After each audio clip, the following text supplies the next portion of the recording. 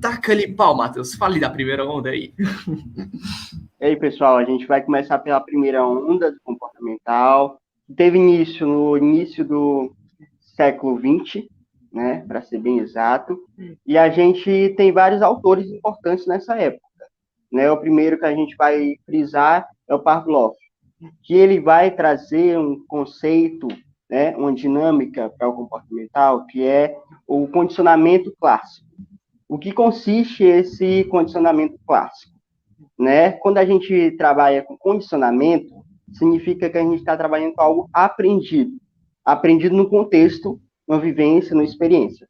Então, o condicionamento clássico, ele vai atuar como estímulo e resposta, né? Que ele vai dizer que tem um estímulo neutro, a princípio, né? Que no caso ele vai citar o sino, e ele vai usar o experimento com animais, que no caso seria o cachorro.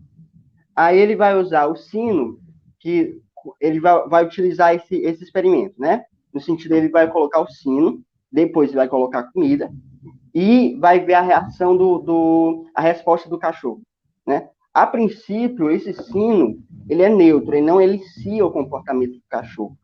Mas a partir de repetições, de experimentos, isso o cachorro vai condicionar a saliva através desse estímulo que não é mais neutro, mas passa a ser condicionado. Então, o sino passa a ser condicionado. Então, isso é o Vai, João Vitor. Rapidinho, só deixa eu complementar um pouquinho na tua fala, Matheusão, porque eu vejo muita gente confundindo. O que é que esse condicionamento?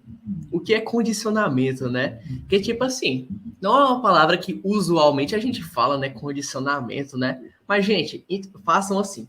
Sempre que olharem condicionamento, lembre de aprendizado. Aprendizagem. Condicionamento é aprendizagem. Então, o que o Matheus estava falando é exatamente isso.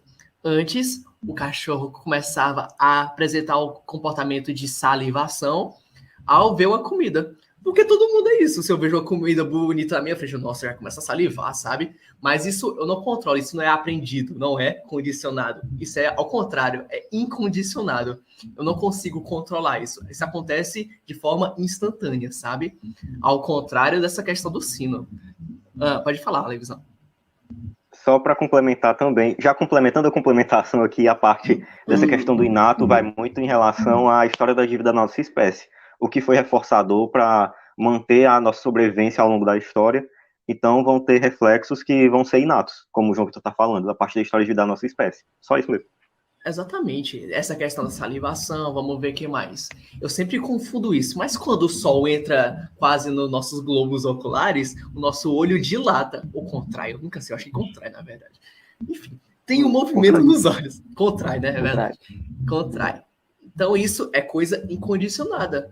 A gente não aprendeu a fazer isso. Simplesmente, filogeneticamente, isso é bem comportamental, a gente nasceu com isso, não é verdade? Mas aí essa questão do sino, não. O sino não provocava salivação no cachorro. A gente foi apresentando a comida junto do barulho do sino. Então, as coisas emparelhadas acabou que trouxeram essa questão da salivação, sabe? Um apresentado do outro, acabou que o cachorro, ao ouvir o barulho do sino, já lembrava. Ah, a comida a comida lá que o dono sempre me apresentava. E aí ele apresentava essa salivação. Não é verdade? Podem continuar, fiquem à vontade. Aí, esse estímulo passa a ser condicionado.